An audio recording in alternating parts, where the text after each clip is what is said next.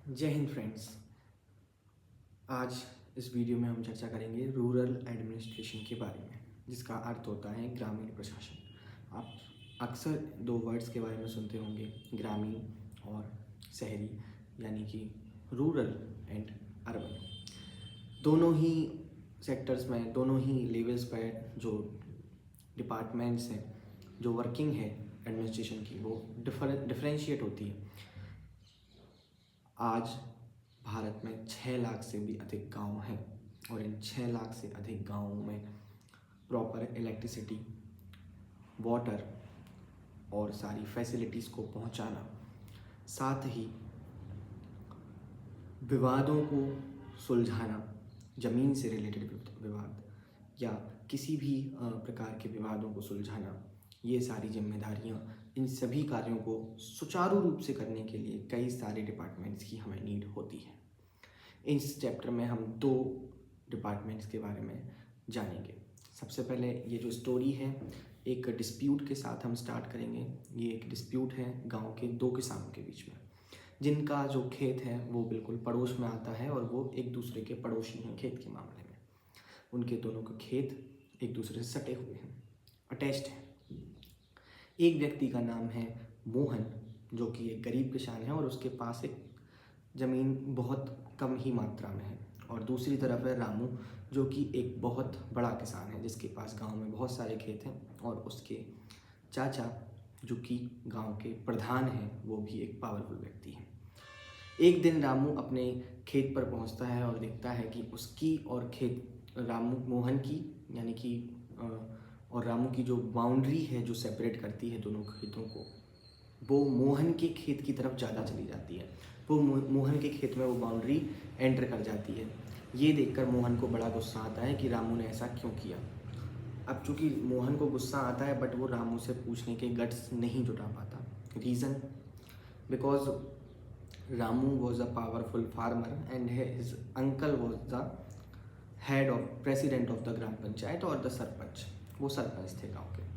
लेकिन फिर भी इस बात से नाराज़ होकर रामू उसके घर जाकर उससे कहता है, तो बहस होती है और रामू अपने हेल्पर्स से कहता है कि जाओ और मोहन से लड़ो, और मोहन से लड़ाई के दौरान वो उसके साथ मारपीट करते हैं और इस दौरान मोहन को गंभीर चोटें आ जाती हैं।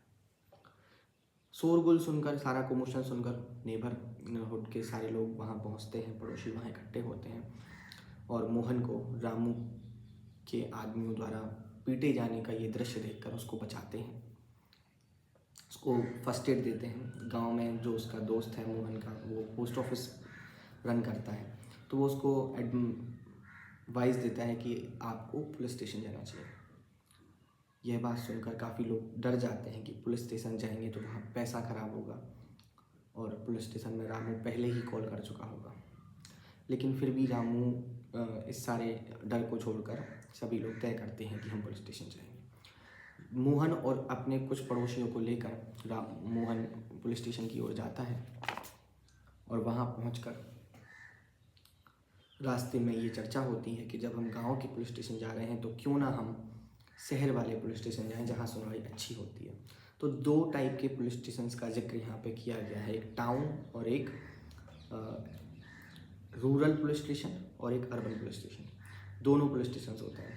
जो रूरल है वो रूरल की समस्याएं सुनेगा और अर्बन की। तो मोहन उनको बताता है कि नहीं, हम जिस थाने के अंतर्गत आते हैं, जो पुलिस डिपार्टमेंट, जिस हेडक्वार्टर के अंतर्गत हम आते हैं, जिसके अंडर में हम आएंगे, हम उसी एरिया के पुलिस स्टेशन में जाकर अपनी रिपोर्ट दर्ज कराएंगे। ये पहुंचते हैं और जब एसएचओ, जो कि स्टेशन हाउस ऑफिसर होता है, इंचार्ज होता है थाने का, उसको मोहन अपनी बात बताता है, तो एसएचओ बहुत रूडली उससे बात करता है और कहता है कि यह कोई इतनी बड़ी बात नहीं है और हम तुम्हारी इस समस्या को लेकर सुलझाने नहीं बैठ सकते और मुझे तुम पे बिलीव नहीं है, ऐसा कुछ उसको बिहेव किया जाता है। ऐसा सुनकर बाकी सब जो नेबर उसके साथ गए हुए थे वो पहुंचते हैं और वो कहते हैं, वो बहस करते हैं कि इसको मारा है, हमने इसको मारते हुए देखा है, आप रिपोर्ट दर्ज कीजिए। और वो रिपोर्ट दर्ज करने से चूँकि मना कर रहा था।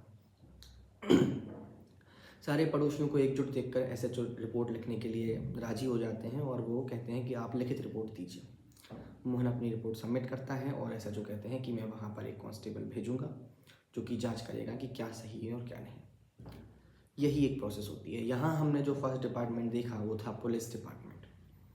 कोई भी चोरी हो जाए, कोई भी आपके साथ गलत हो, चाहे आपसे कोई बदतमीजी से बात करे, आपके साथ मारपीट हो, आपकी डिस्प्यूट हो जाए, किसी भी प्रकार की समस्या आपके साथ हो, उसको सुलझाने का काम सबसे पहले अगर किसी डिपार्टमेंट का है तो वो है पुलिस डिपार्टमेंट। आप उसी के पास जाते हैं, अपनी कंप्लेंट रजिस्टर कराते हैं, then it takes action and the required action.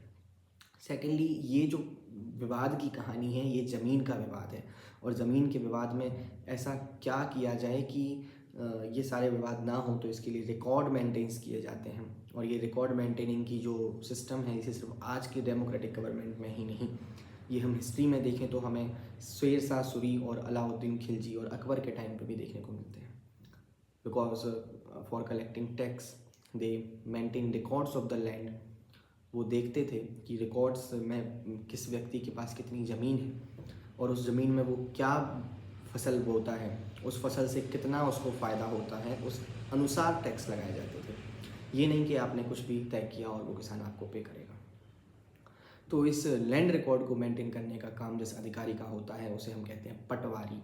पटवारी के और कई सारे नाम होते हैं, जैसे कि लेखपाल, विलेज ऑफिसर और पंचायत अधिकारी। ये सब पटवारी के कुछ नाम होते हैं।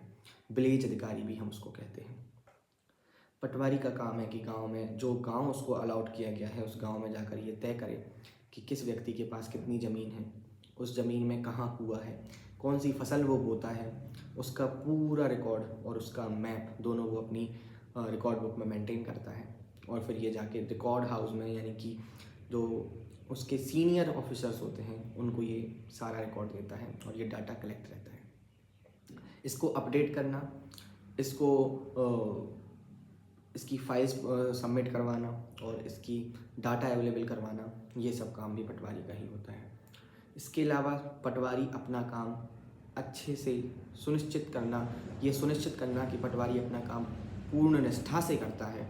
एक और अधिकारी और स्पेशल अधिकारियों को वहाँ पर नियुक्त किया जाता है, जिनमें से एक होता है तहसीलदार। एक्चुअली स्टेट्स जो हमारे इंडिया में हैं वो डिस्ट्रिक्ट्स में बटे हुए हैं ताकि एडमिनिस्ट्रेशन अच्छा हो सके। एक साथ स्टेट को एडमिनिस्ट्रेट करना is not a cake walk, इतना आसान नहीं होता है। और स्टेट के बाद डिस्ट्रिक्ट और हर ज़िले को भी बांटा गया है तहसीलों में, ताकि और प्रशासन आसान हो सके। और तहसीलों के अंतर्गत बहुत सारे ग्राम आते हैं। आप जिस एरिया से बिलोंग करते होंगे वहाँ एक कहीं ना कहीं एक तहसील ज़रूर लगती होगी और वो तहसील किसी ज़िले के अंतर्गत आती होगी। तहसील में ये मामले देखे जाते हैं और तहसील, जिसे हम तालुका भी कहते हैं, वहाँ पर जो ऑफिसर होता है, तहसील लेवल का जो अधिकारी है, वो कहलाता है तहसीलदार। तहसीलदार के अंतर्गत बहुत सारे ग्राम आते हैं तहसील के अंतर्गत। फिर उनमें जो पटवारी होते हैं वो अपॉइंटेड रहते हैं और पटवारियों का काम है वो डायरेक्ट किसको अपना सारा रिपोर्ट्स देंगे, रिपोर्ट सबमिट करेंगे, वो तहसीलदार को बताएंगे और तहसीलदार ही सारे मामले सुनेगा।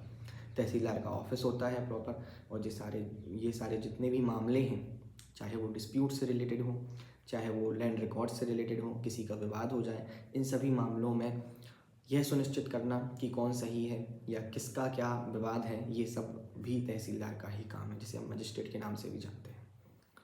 इन केस अगर लैंड रिकॉर्ड्स की कॉपी कोई सीख करना चाहता है, कोई फार्मर चाहता है कि मुझे अपने लैंड रिकॉर्ड्स के खसरा नंबर, खसरा का जो मैप है, उसकी ज़मीन कितनी है, वहाँ कितने कुएँ हैं, कितनी फसल बोई जाती है और कितना आय उसका हो पाता है, ये सारी जानकारी जिस डॉक्यूमेंट में होती है उसे हम खसरा बोलते हैं। खसरा निकालना है या कोई डॉक्यूमेंट निकालना है उसकी लैंड से रिलेटेड। अब ये क्यों ज़रूरत पड़ सकती है किसान को? तो यदि किसान को अपना प्रॉपर्टी का डिस्ट्रीब्यूशन करना है अपने बेटों के बीच में, प्रॉपर्टी के डिस्ट्रीब्यूशन के अलावा अगर उसको बैंक से लोन लेना है, और भी कई सारे ऐसे मुद्दे होते हैं, अगर उसको अपनी ज़मीन बेचनी है या उसको अपनी दूसरी ज़मीन खरीदनी है, तो इन सभी केसेस में उसको लैंड रिकॉर्ड्स की ज़रूरत पड़ती है। ये थी तहसीलदार और पुलिस डिपार्टमेंट की ब्रीफ फंक्शंस। अब हम एक छोटी सी जो हमने यहाँ पे एक वर्ड्स का यूज़ किया, कुछ टर्म का यूज़ किया कि वो जब अपने बेटों के बीच में उस ज़मीन को बांटेगा, तो बेटों के बीच में ज़मीन को बांटेगा, बेटों की बात हुई यहाँ पे। ना कि बेटियों की। तो कुछ पंक्तियाँ हैं, कुछ लाइन्स हैं, उनके साथ हम एक और जो नया इम्पोर्टेंट लॉ है उसके बारे में चर्चा करेंगे, जो कि एक बेटी अपने पिता से कहती है। उसकी सेइंग है, ये एक डॉटर की सेइंग है, father inherited our house from his father and everyone says he will leave it to brother, but what about me and my mother? If I expect a share in my father's house is not very womanly, I am told. I really want to own a place of my own, not dowry of silk and gold. एक बेटी कहती है, एक daughter की ये saying है कि मेरा जो घर है वो मेरे पिताजी को मेरे पिताजी के पिताजी से मिला था, और ये हर कोई कहता है कि ये जो घर है ये मेरे भाई को मिल जाएगा, लेकिन फिर मेरा और मेरी माँ का क्या होगा? वो कहाँ जाएंगे? क्या उनके पास कोई प्रॉपर्टी नहीं होगी? और क्या हमारा इतना ही हक नहीं बनता है कि हमें भी उसमें कुछ शेयर मिले? उनके जो प्रॉपर्टी है, उनका हाउस है, उनमें कुछ शेयर मिले। और उसके बाद वो कहती है कि मुझे नहीं पता, सब लोग मुझे यह स्वार्थी कह के पुकारने लगते हैं कि तुम बड़ी स्वार्थी हो, तुम्हें अपना मकान चाहिए, तुम्हें अपना घर चाहिए, तुम्हें अपने भाई को देना चाहिए। लेकिन क्या मैं गलत मांगती हूँ? क्या मैं गलत चाहती हूँ कि मेरा खुद का एक मकान हो या मेरी खुद की एक प्रॉपर्टी हो, मेरी खुद की ज़मीन हो? और मुझे वो दहेज नहीं चाहिए, मुझे वो कपड़ों और सोने वाला दहेज नहीं चाहिए, मुझे बस एक ज़मीन चाहिए, मुझे एक घर चाहिए, जो प्रॉपर्टी चाहिए, मुझे दहेज में कपड़े और सोने नहीं चाहिए। ये एक बेटी की सेइंग है। एक्चुअली में ये एक भूमिका बनाता है जो आगे मैं बताने जा रहा हूँ, और वो है हिंदू सक्सेशन लॉ। ये एक अमेंडेड एक्ट है 2005 में, और ये लाया गया था 1956 में। इसके अंतर्गत हर वो परिवार जिसमें एक बेटी जन्म लेती है या एक माँ होती है, वो सिर्फ अपने बेटों को ही प्रॉपर्टी का डिस्ट्रीब्यूशन नहीं कर सकता। ये बताता है कि अगर बेटे अपनी माँ को या भाई अपनी बहन के साथ उचित व्यवहार नहीं रखते हैं और उन्हें केयर नहीं करते हैं, so it is the provision that the sister और the mother can claim the property rights, कि उनका भी उस संपत्ति में अधिकार है और वे अपना हिस्सा मांग सकते हैं। और ये हिस्सा दिलाने के लिए सरकार उनकी बात सुनती है, कानून उनकी बात सुनता है, और उनकी यह बात तय होती है कि हाँ, आपका जो राइट है वो बिल्कुल मिलेगा। कई जगह आपने देखा होगा कि माता पिता की सेवा बच्चे नहीं करते हैं, क्योंकि उनको प्रॉपर्टी पहले मिल जाती है, तो उनको लगता है कि it is not our responsibility to serve our parents. So in case the sisters, बहनें आती हैं, बहनें माता पिता को देखती हैं, तो अगर माता पिता चाहें तो वे अपना निर्णय बदल सकते हैं और अपनी संपत्ति अपनी बेटियों को भी दे सकते हैं, जो कि उनकी सेवा करती हैं। और आवश्यक नहीं सेवा ही करती हूँ, अगर वो खुशी खुशी भी देना चाहते हैं तो बिल्कुल वो उसमें से दे सकते हैं। ये था हिंदू सक्सेशन लॉ, और यही कुछ बातें थी जो इस वीडियो में हमने रूरल एडमिनिस्ट्रेशन के बारे में जानी। आगे हम जानेंगे ऐसी ही कुछ एडमिनिस्ट्रेटिव वीडियोज़ में कि कैसे एडमिनिस्ट्रेशन या chain of machinery of administration work करता है। जय हिंद, थैंक यू।